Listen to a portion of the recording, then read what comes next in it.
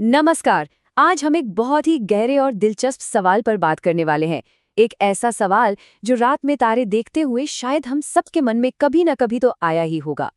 सवाल ये है कि क्या इस इतने बड़े, इतने फैले हुए ब्रह्मांड में हम सच में अकेले हैं, या फिर कहीं बहुत दूर किसी दूसरे तारे के किसी ग्रह पर कोई हमारी ही तरह आसमान को देखकर सोच रहा होगा कि क्या हम अकेले हैं?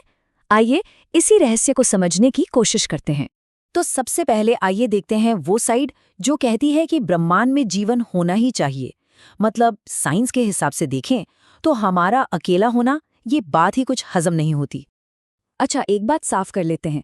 जब हम जीवन या एलियन की बात करते हैं ना, तो दिमाग में अक्सर फिल्मों वाले हरे हरे जीव आते हैं। पर साइंस के लिए जीवन का मतलब बहुत बड़ा है।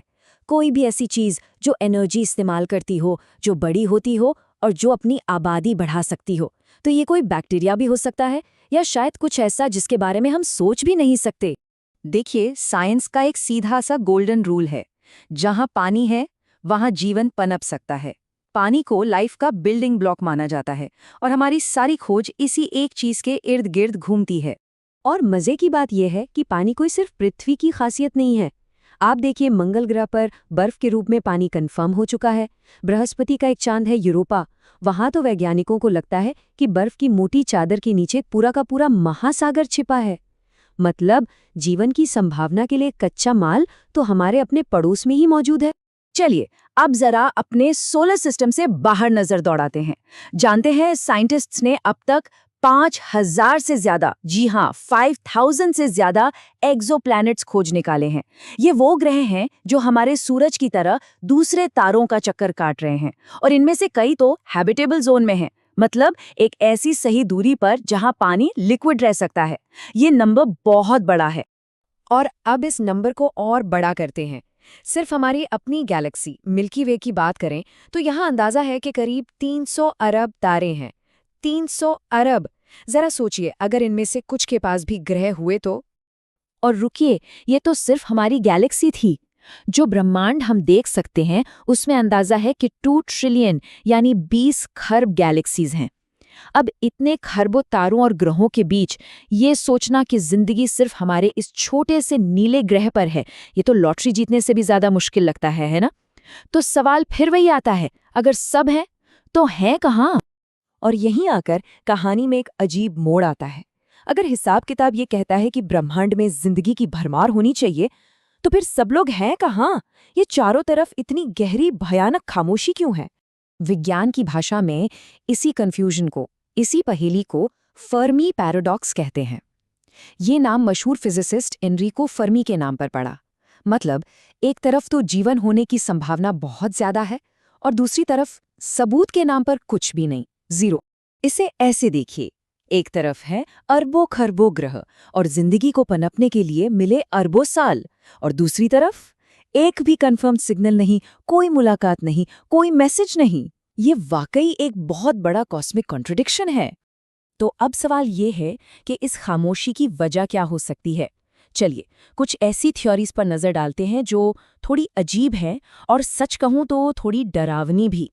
ये जवाब आपको सोचने पर मजबूर कर देंगे। पहली थ्योरी है डार्क फॉरेस्ट हाइपोथेसिस। सोचिए कि ब्रह्मांड एक घना अंधेरा जंगल है, और हर सिविलाइजेशन एक शिकारी है जो छिपकर बैठी है। इस जंगल में सबसे पहला नियम है चुप रहो, आवाज मत करो, क्योंकि अगर आपने अपनी लोकेशन जाहिर कर दी तो कोई ज्यादा ताकतवर शिकारी आप पर हमला कर सकता है। एक और आइडिया है जिसे जू हाइपोथेसिस कहते हैं। ये कहता है कि हो सकता है बहुत एडवांस्ड सिविलाइजेशंस को हमारे बारे में पता हो, पर वो जानबूझकर हमसे कांटेक्ट नहीं कर रहे। वो हमें दूर से ऐसे देख रहे हैं जैसे हम किसी नेशनल पार्क में जानवरों को देखते हैं, बस ऑब्जर्व कर रहे हैं बिना दखल दिए। और एक और बात है, हम हमेशा सोचते हैं कि एलियन हमारी तरह ही होंगे, पर क्या जरूरी है? हो सकता है वो कार्बन से नहीं, सिलिकॉन से बने हों, या हो सकता है वो कोई बायोलॉजिकल जीव हो ही नहीं, बल्कि एक पूरी की पूरी आर्टिफिशियल इंटेलिजेंस यानी एआई सिविलाइजेशन हो, या कुछ ऐसा जिसे समझने की हमारी साइंस में अभी काबिलियत ही नहीं है। अच्छा, इन बड़ी बड़ी थ्योरी से निकलकर जरा आज की दुनिया में आते हैं, क्योंकि हाल फिलहाल में कुछ ऐसी चीजें हुई हैं जिसने इस पूरी डिबेट को और भी ज्यादा गर्म कर दिया है। खोज अभी भी चल रही है और अब तो ये और भी दिलचस्प हो गई है। आपने भी सुना होगा, आजकल यूएपीज या यूएफओज की बहुत बातें हो रही हैं। लेकिन एक बात साफ समझना जरूरी है, अगर हम किसी चीज को समझा नहीं पा रहे तो इसका ये मतलब नहीं हो जाता कि वो एलियन ही है। साइंस में सबूत सबसे पहले आता है। पर हाँ, ये बात भी बहुत बड़ी है कि पेंटागन और नासा जैसी ऑफिशियल एजेंसीज ने अब ये बात खुले तौर पर मानी है कि आसमान में ऐसी चीजें देखी गई हैं जिन्हें अनआइडेंटिफाइड एनोमलस फिनोमेना यानी यूएपीज कहा जा रहा है, और जो हमारे मौजूदा साइंस या टेक्नोलॉजी के हिसाब से एक्सप्लेन नहीं की जा सकती। तो कुल मिलाकर आज की तारीख में हम कहाँ खड़े हैं? देखिए, एलियन लाइफ का होना बिल्कुल संभव है, क्योंकि उसके लिए जो कच्चा माल चाहिए और जो जगह चाहिए वो ब्रह्मांड में भरी पड़ी है। ये लॉजिकल भी लगता है, क्योंकि सिर्फ हमारा ग्रह ही खास हो ये मानना थोड़ा मुश्किल है। लेकिन अभी तक ये अनकन्फर्म्ड है, हमारे पास कोई पक्का साइंटिफिक सबूत नहीं है। और अब आखिर में एक सवाल जो शायद इस पूरी बातचीत का सबसे दिमाग घुमा देने वाला पहलू है। हम उन्हें दूर तारों में खोज रहे हैं, पर क्या हो अगर वो कहीं दूर है ही नहीं? क्या हो अगर वो पहले से ही यहाँ हो? इस सवाल के साथ मैं आपको छोड़े जा रहा हूँ, सोचिएगा जरूर।